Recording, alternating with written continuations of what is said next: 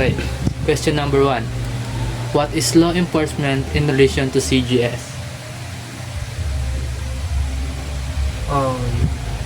The law enforcement is the first pillar, is considered to be the initiator or the prime mover of the criminal justice system. It is considered as the initiator of the actions that other pillars must act upon to attain its goal or objectives.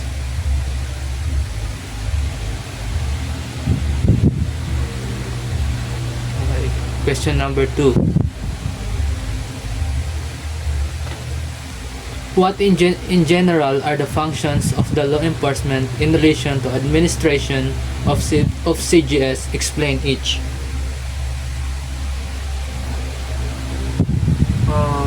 For number 2, the first one is to prevent criminal behavior. Prevention involves all the factors directed towards eliminating the cause of crime. Number 2, to reduce the crime. Crime reduction is essential, means eliminating and reducing opportunities for criminal behavior. Number 3, to apprehend and arrest cheaters. These functions include crime investigation and gathering evidences that is custody of the court. For the number 4, to protect the life and property. Protecting life and property is essentially the purpose why the PNP was created. Number 5, to regulate non-criminal conduct. This involves the community service and the maintenance for court order functions of the PNP. Okay, question number 3. What are the law enforcement agencies in the Philippines?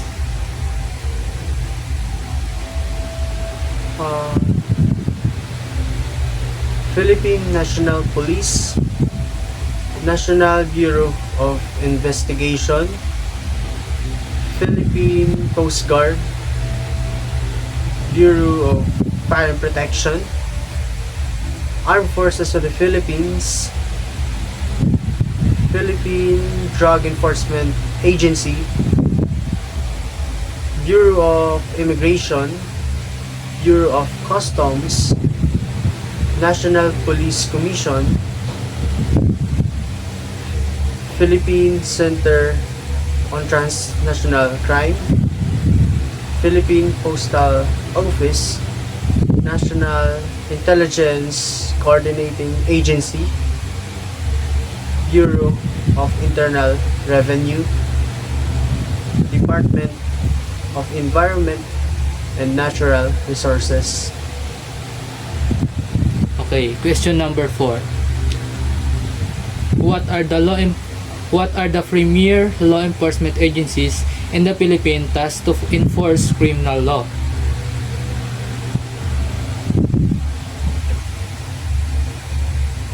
For the number 4, the first one is Philippine National Police. Number 2, the National Bureau of Investigation. Number 3, the Bureau of Internal Revenue in cases of tax evasion. Okay. Question number 5. What government agency has the primary mandated to perform police functions under the Constitution?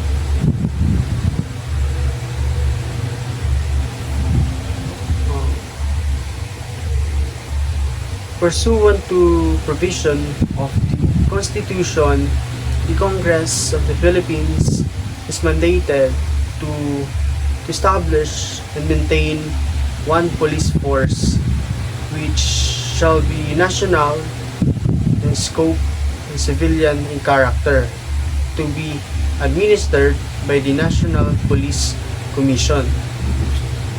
Okay. Question number 6. How did the PNP come about?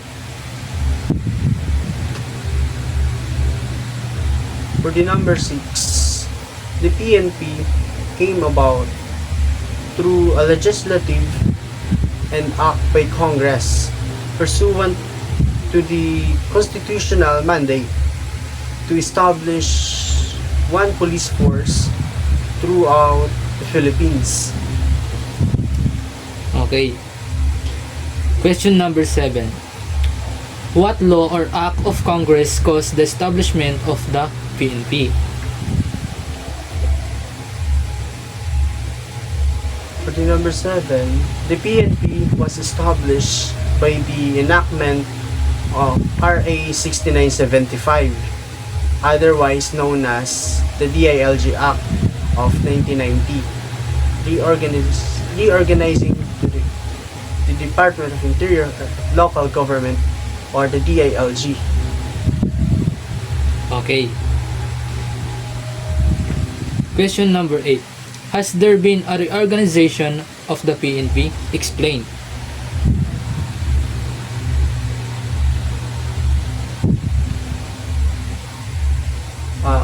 Yes, there has been a reorganization of the PNP by virtue of the enactment of RA 8551, February 28, 1988, entitled the Philippine National Police Reform Act of 1998. Question number 9. In reorganizing the PNP, what criteria were followed by the National Police Commission or NAPOLCOM in its implementation?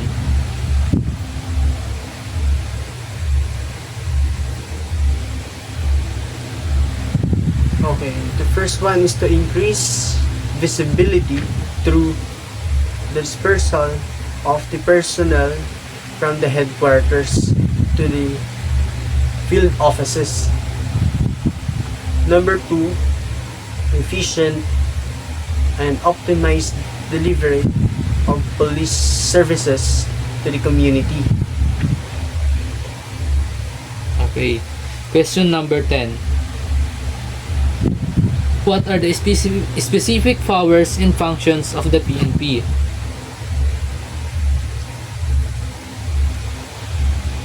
For number 10, the first one is enforce all laws and ordinances relative to the protection of lives and properties.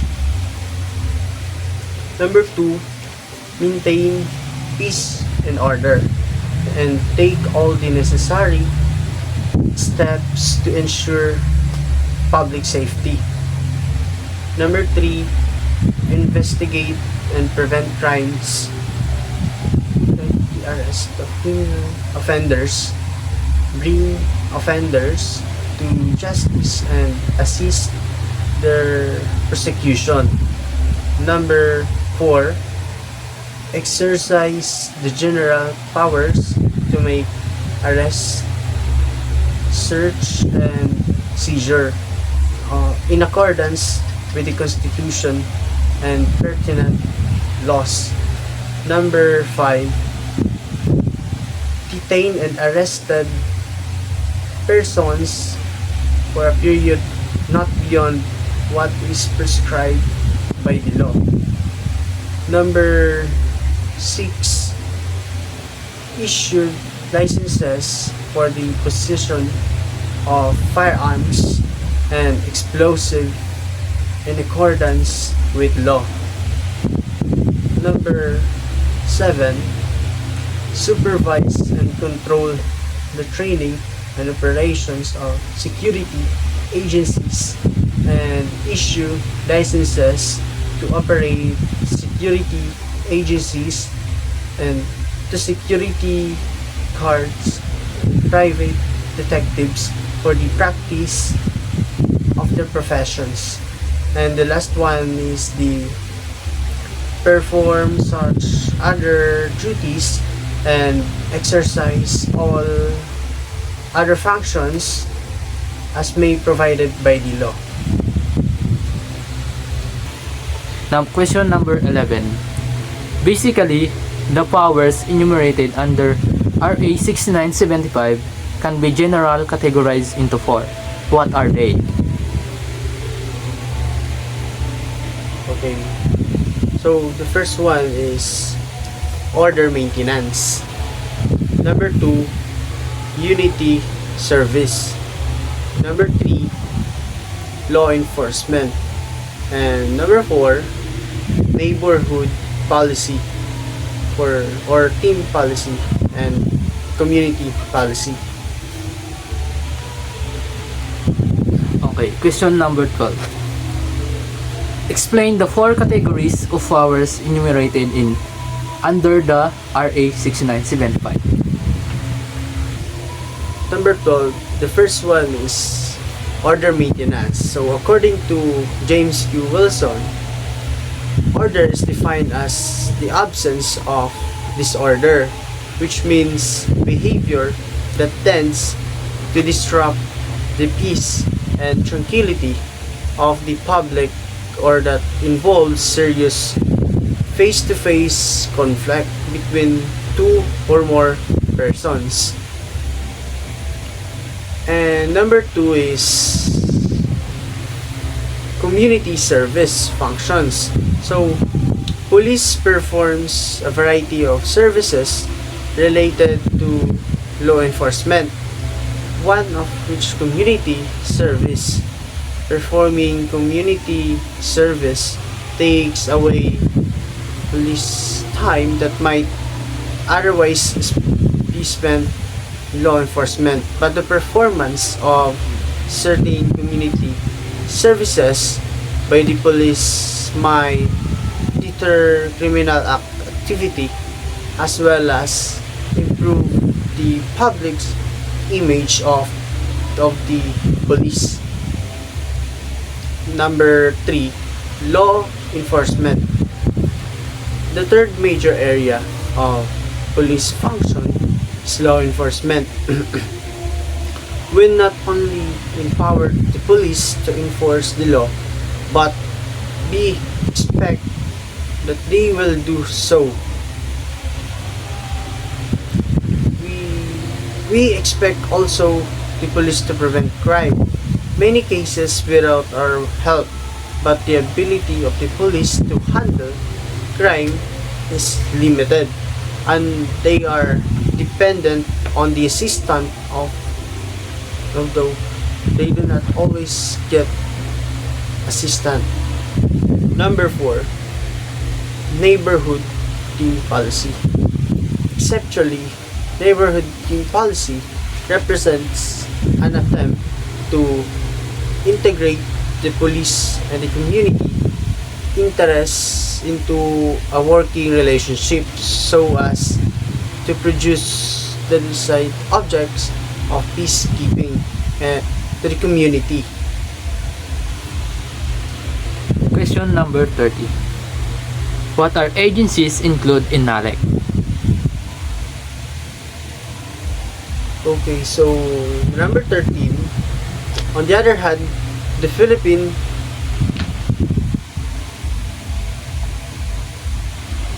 published the National Law Enforcement Coordinating Committee, NALEC, through Executive Order 829 or 829 or 829, dated September 11, 1982, serve as a vehicle for cooperation and coordination and exchange of information among government law enforcement agencies. Question number 40. What is crime detection in relation to administration of the criminal justice system?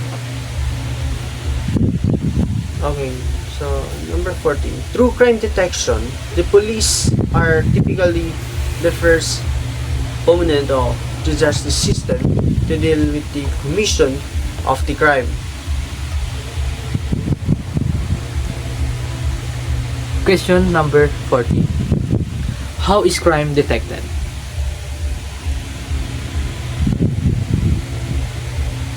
Okay, so the first one is the most typical way that crimes come to the attention of the police is for the victim to report the occurrence to the police. Number 2, a less typical way to the police to be advised the crime is through reporting of someone who has witnessed its commission or has upon evidence indicating that a crime has been committed. And the last one is the police themselves, through their proactive operations, discover that a crime has been committed or witnessed in its commission. Okay, number 16. What is the most important part of the crime detection?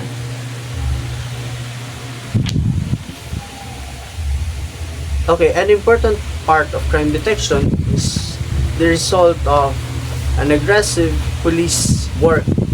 Experienced police officers and detectives sometimes concentrate through their surveillance operations and investigate efforts on persons, situations, or places to which past experience has taught that criminal behavior is likely.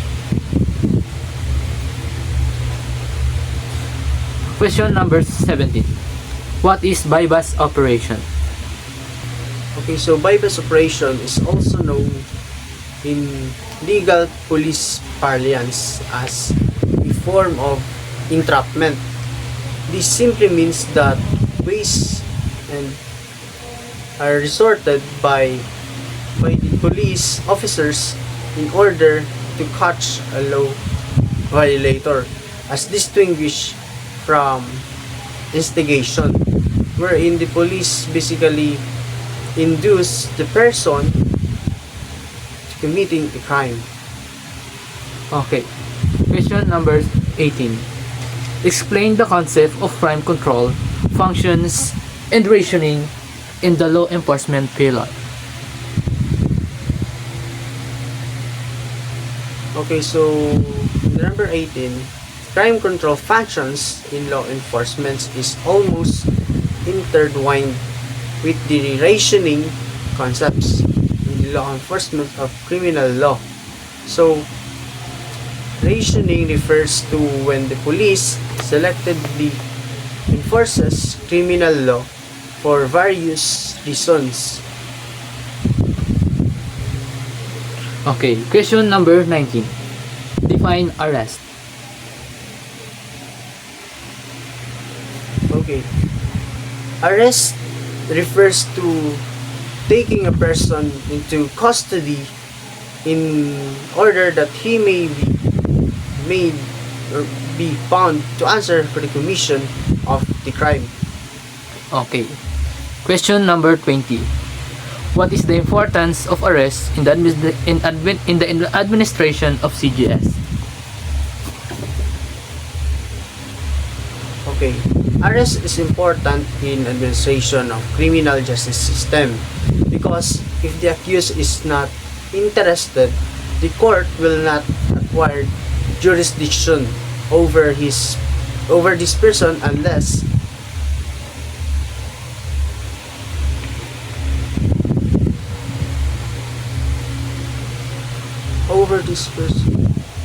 the person voluntarily surrenders himself to authorities. Question number 21. Define probable cause in effecting arrest.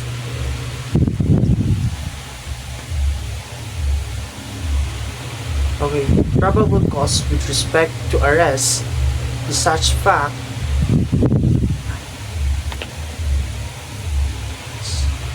in such and circumstances to which would lead reasonably discreet and prudent one to believe that an offense has been committed by the person sought to be arrested. Question number 22. Define search warrant. Okay, 22. A search warrant is an order in writing issued in the name of the people in the Philippines, signed by the judge and directed to the peace officer, commanding him to search for personal property and bring it before the court. Question number 23. What are the requisites for the issuance of search warrant?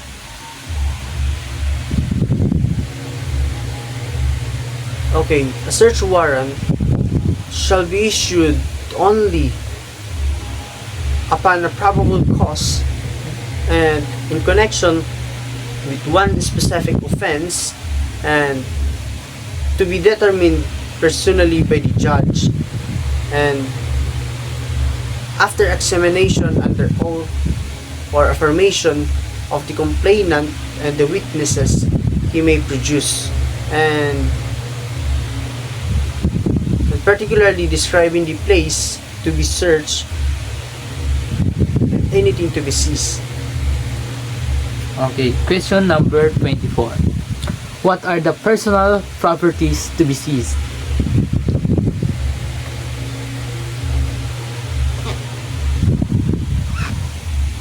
Okay, a subject of the offense and stolen or embezzled other proceeds and fruits of the offense and used or intended to be used as the means of the commission of the offense. Question number 25. What is the general rule in effecting an arrest? Its reasons.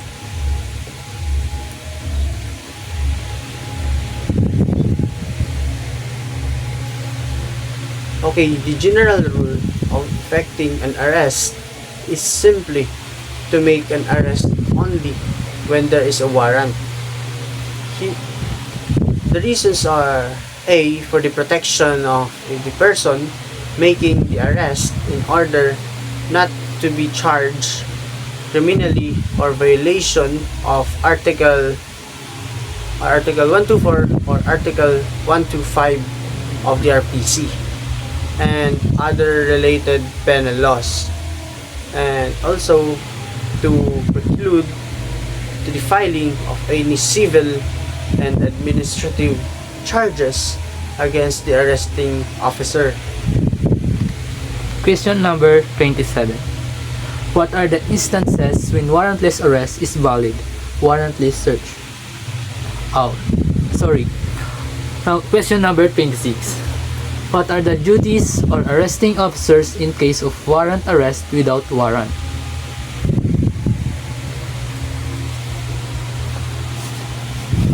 Okay, to arrest the accused without a necessary delay and to deliver into the nearest police station or jail.